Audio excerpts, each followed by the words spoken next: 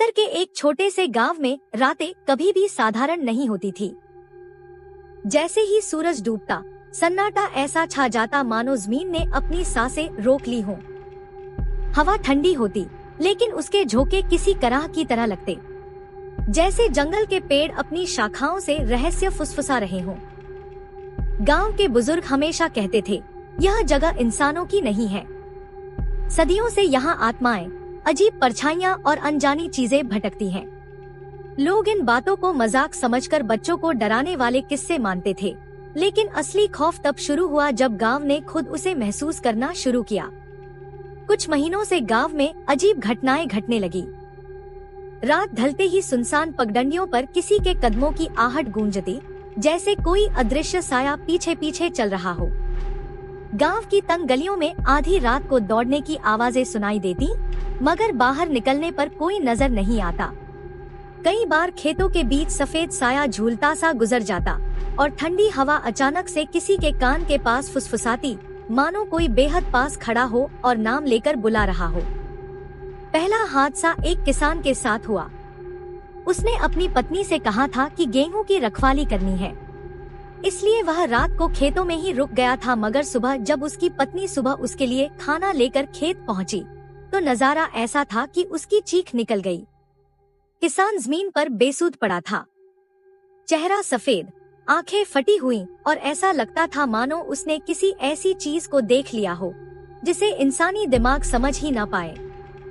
जब होश आया, उसने कांपते हुए बस इतना कहा, वो इंसान नहीं थी। इसके बाद उसने उस रात का जिक्र कभी नहीं किया। गांव अब खौफ में डूब चुका था, लेकिन यह तो बस शुरुआत थी। अगले हफ्तों में और भी अजीब घटनाएं हुईं। कई घरों के दरवाजों पर खून जैसे धब्बे दिखने लगे।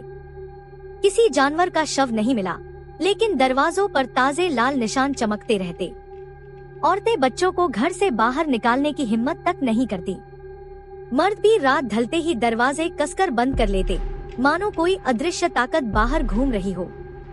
पर असली डर तब बढ़ा जब लोगों को याद आया कि गांव के पास एक पुराना खंडहर है, एक भयानक किला जो सदियों से वीरान पड़ा था। कहते हैं बहुत समय पहले वहां की रानी ने खुद को मार लिया था और तभी से उसकी आत्मा वहीं कैद है।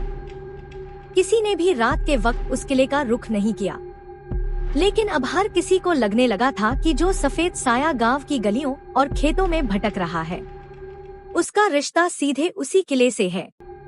और शायद यह सिलसिला अब रुकने वाला नहीं था। गांव की पंचायत बैठी, सब लोग इकट्ठा हुए और चर्चा करने लगे कि इस रहस्य का हल कैसे निकाला जाए। गांव का एक बुजुर्ग बोले, ये कोई आम बात नहीं, ये आत्मा उसी किले से आई है।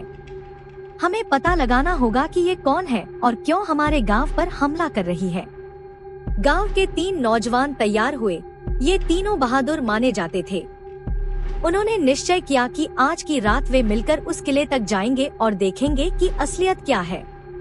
रात आई, चांद बादलों में छिपा हुआ था।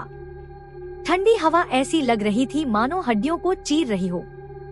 दोनों लड़के हाथ में लालटेन और डंडे लिए जंगल की ओर बढ़े। रास्ता इतना सुनसान था कि पत्तों की खड़खड़ाहट भी डराने लगी। जैसे ही वे किले के पास पहुँचे, एक अजीब सी गंध उनके नथुनों में भर गई। यह गंध सड़े हुए फूलों और जली हुई लकड़ी जैसी थी। अचानक उनमें से एक रुक गया। क्या तुमने सुना? कोई रो रहा है। बाकी दोनों ने ध्यान लगाया। सचमुच किले के अंदर से धीमी धीमी रोने की आवाज आ रही थी। सावधानी से वे भीतर दाखिल हुए। अंदर गहरा अंधेरा था, बस उनकी लालटेन की हल्की रोशनी चारों ओर कांप रही थी।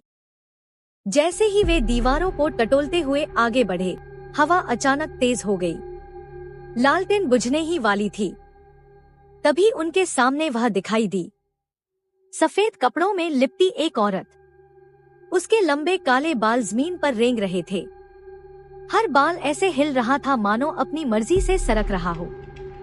उसका चेहरा घनी धुंध में ढका हुआ था, लेकिन धुंध के भीतर से उसकी 2 आंखें चमक रही थी, लाल जलते हुए अंगारों की तरह, जैसे अंधेरे को चीरकर सीधे आत्मा तक उतर जाए। उनमें से एक ने कांपती टूटी हुई आवाज में कहा, कौन हो तुम?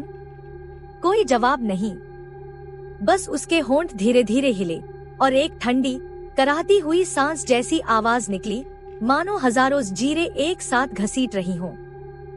वह औरत एक एक कदम बढ़ाने लगी। उसके कदम जमीन को छूते ही पत्थरों से टकराते लोहे जैसी चीख गूंजती। ऐसा लगता मानो किला खुद दर्द से कराह रहा हो। तीनों के माथे से पसीना टपकने लगा, उनकी सांसें थम सी गईं। वे पीछे हटे ही थे कि अचानक किले का विशाल दरवाजा जोरदार धमाके के साथ अपने आप बंद हो गया। पूरा किला अंधेरे में डूब गया। अब उनके सामने बस वही साया था। अचानक औरत की भारी कांपती हुई आवाज गूंजी, तुम्हें यहाँ नहीं आना चाहिए था। उसकी आवाज इतनी गहरी थी कि दीवारें तक हिल उठीं।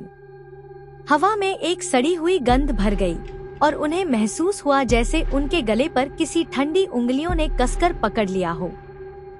और अगले ही पल पूरी दुनिया अंधकार में डूब गई। सुबह जब गांव वाले पहुंचे तो उन्होंने देखा कि तीनों किले के बाहर पड़े हैं। उनके चेहरे सफेद हो चुके थे, आंखें खुली रह गई थी, जैसे रात भर चीखते चीखते थक गए हों। उनके शरीर पर कोई घाव नहीं था, लेकिन गले पर गहरे नीले काले निशान थे। ऐसे निशान जैसे किसी अदृश्य हाथ ने पूरी ताकत से दबाया हो। जब होश आया, उनकी आंखों में सिर्फ दहशत थी। होंठ कांप रहे थे, पर शब्द बाहर नहीं निकल पा रहे थे। बहुत कोशिश के बाद बस इतना कहा, वो इंसान नहीं थी। गांव पर अब एक अदृश्य डर छा चुका था। लोग समझ गए थे, ये कोई साधारण आत्मा नहीं। लेकिन सवाल वही थे, वो औरत कौन थी? क्यों उसने गांव को चुना? और उस खंडहर से उसका क्या रिश्ता था? इन सवालों का जवाब किसी के पास नहीं था। पर एक बात सबको भीतर तक डरा गई थी, ये तो बस शुरुआत थी। असली खौफ अभी बाकी था।